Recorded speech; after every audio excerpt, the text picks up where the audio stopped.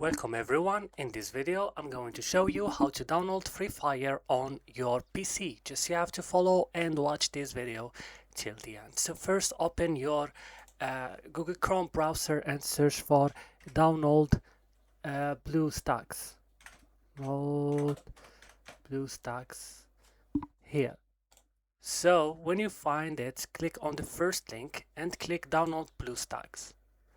So as you can see right now, it's downloading. You just have to click on it and install the launcher. So click yes. For me, I already have it, so I don't need to download it. You have to open it then when you download it. Here, BlueStack 5. And then when it's going to open, you will see here the store home page. So what you have to do, go to search for games and search for Free Fire and click. You will find here Free Fire as you see.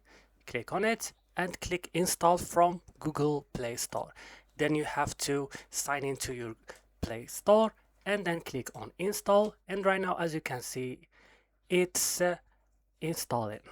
So guys, I hope this video was helpful. Don't forget to like and subscribe, and bye.